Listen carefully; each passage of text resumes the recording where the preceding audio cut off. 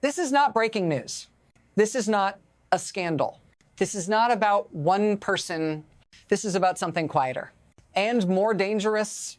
It's about what happens when the rules stop being neutral. When money stops flowing by law and starts flowing by loyalty. When federal power learns a new habit, reward obedience, punish dissent, and call it governance. Most people don't notice this shift at first because it doesn't arrive with tanks or sirens. It arrives with paperwork, with pauses, with funds that don't move, with projects that suddenly stall for no clear reason. If you've ever assumed the system would correct itself automatically, stay with me, because that assumption is doing more work than you think. This story isn't loud yet, but it's accelerating. And once you see the pattern, you can't unsee it. If you want to understand what's actually changing underneath the headlines, keep watching. Because the next step explains who's really holding the lever now. What actually controls a system like this isn't rhetoric. It isn't ideology. It's flow. Who gets funded? Who gets delayed? Who gets frozen out quietly while everyone argues about something else? For decades, federal money moved through formulas. Imperfect ones, political ones, but still rules. Population, need, statute. You could fight the law, but you could read it. That's what changed. The new logic doesn't ask what a state needs. It asks how a state behaved, how it voted, whether it complied, whether it stayed quiet. This isn't about personalities in power. It's about a system learning that cash is faster than legislation, cleaner than debate, harder to trace than a speech. When money becomes conditional on alignment, everything downstream bends. Infrastructure, science, elections, childcare. Even silence starts to look like compliance. And here's the destabilizing part. This doesn't require rewriting the law, only reinterpreting discretion. Once that lever exists, it doesn't belong to one administration. It becomes precedent, and that's where the real danger starts to surface. There was a time when this kind of move would have caused shock. Headlines, hearings, emergency language. That's not the time we're in now. What changed wasn't a law. It was a rhythm. Before, interference looked dramatic. Now it looks procedural.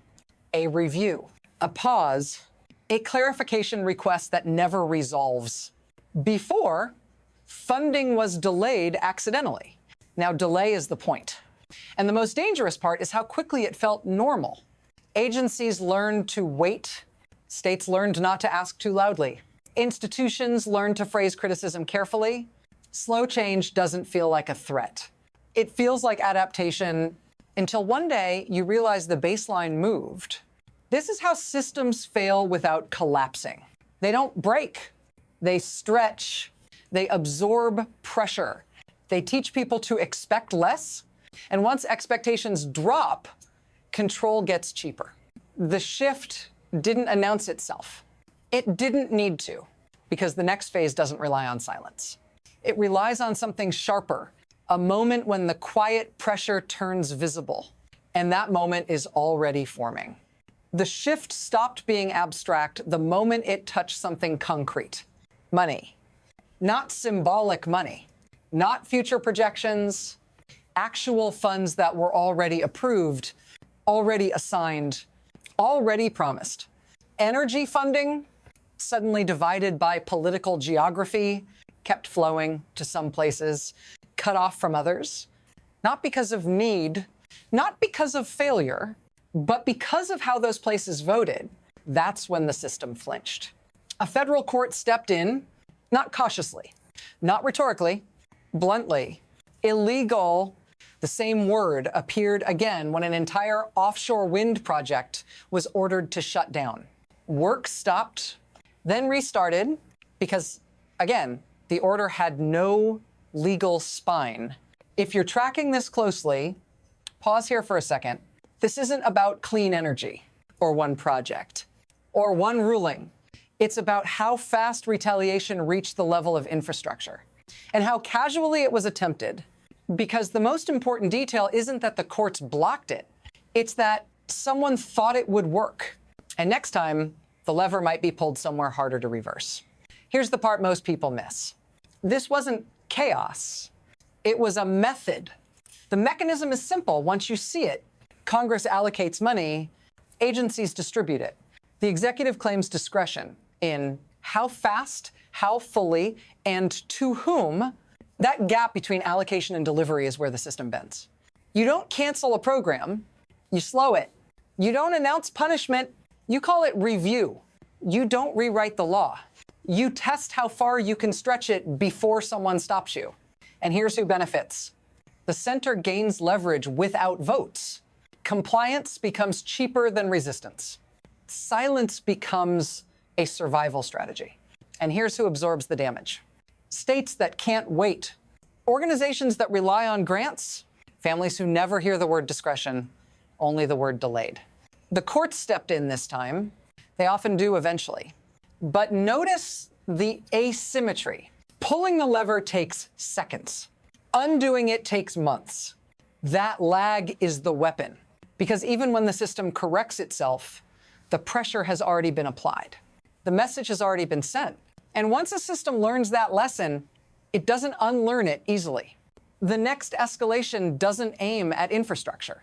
It aims at something even harder to defend. The pace changes here. Because the pressure didn't slow down, it multiplied. Grants pulled, then reinstated, then threatened again. A professional medical organization criticizes leadership, funding disappears. A judge steps in, illegal retaliation. Election funds get tied to compliance. States refuse. Money freezes. Another court intervenes. No authority.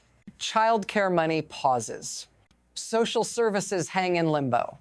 Families wait. Courts move again. Notice the pattern. Short moves.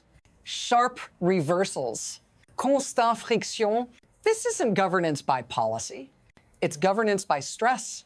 Each move forces institutions to decide, fight now or endure quietly, and every fight costs time.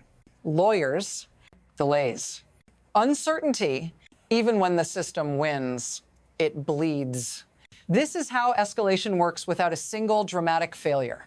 No collapse, just exhaustion, and exhaustion changes behavior. Because the goal isn't to win every time, it's to make resistance expensive. And that pressure doesn't stop at institutions, it keeps moving. Downward, toward you. This is where it stops being abstract. Because while courts argue timelines and legislators count votes, you live inside the delay. You're the one who gets the notice that funding is under review. You're the one told to wait, to reapply, to check back next quarter. Childcare gets more expensive. Insurance premiums jump. Services shrink quietly. No announcement explains why. No speech names the cause. Just a slow transfer of risk from the system to you. And here's the pressure point. When survival depends on stability, dissent becomes a luxury. Criticism feels risky. Silence feels practical. That's how a political strategy becomes a personal calculation. If you're wondering why this feels familiar, pause. Because this isn't just happening at the federal level. It's being rehearsed everywhere. Power meets dependency.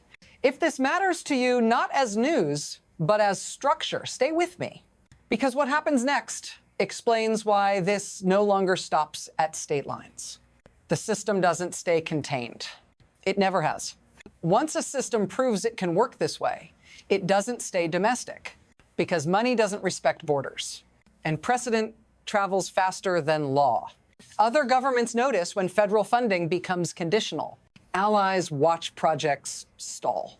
Research partnerships hesitate, investments wait. Not because they're confused, because unpredictability is contagious.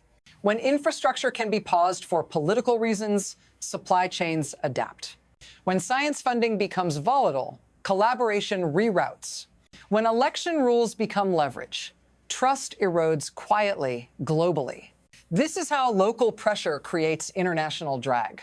The signal isn't sent in speeches. It's sent in spreadsheets, in revised timelines, in projects that move elsewhere. And once that happens, Reversal is harder because the system isn't just defending itself anymore. It's compensating. Institutions build workarounds. Countries hedge. Partners diversify away from risk. That's not collapse. That's drift. And drift feels manageable until you realize how far you've moved from where you started. What comes next isn't a single outcome. It's a fork. 3 paths, all accelerating. From here, the system doesn't pause. It accelerates. There are 3 paths in front of it now. The first is adjustment. Institutions adapt faster. Courts move quicker. Congress hardens procedures. The system absorbs the shock and narrows the room for discretion. Not because trust returns, but because defenses improve. The second path is erosion. Delays keep working. Retaliation stays technically illegal, but practically effective. The system still corrects itself, just slower each time. People learn to anticipate pressure and change behavior before force is applied. And then there's rupture. That's when discretion outpaces enforcement. When delays stack faster than courts can unwind them. When funding threats become background noise. When compliance stops feeling temporary and starts feeling permanent. None of these paths arrive all at once. They overlap, they blur. And the most destabilizing thing about this moment is that you don't get to choose which one you're on. You only feel the speed change. The system hasn't decided yet, but it has learned something crucial. That pressure works. And once a system learns that, the future stops being hypothetical. This is where I stop giving you answers. Because systems like this don't end with conclusions. They end with thresholds. Nothing here requires a dramatic announcement, no emergency declaration, no single moment you can point to and say, that's when it happened. The danger is quieter than that. It's the moment when conditional funding stops feeling abnormal. When delays stop feeling temporary. When retaliation stops needing justification. By then, the rules still exist on paper. They're just no longer doing the work. And if you're waiting for reassurance, systems don't warn you before they harden. They let you adjust until adjustment becomes compliance. The question isn't whether this pressure will be used again. It's where and against whom and how much resistance will still be affordable when it happens. If this unsettles you, that's not an accident. It means you're tracking the right signal. Stay with this. Follow the pattern, not the personalities. Because the next phase doesn't announce itself. It just arrives already normalized. And if you want to understand where that leads, this isn't the last conversation we're having.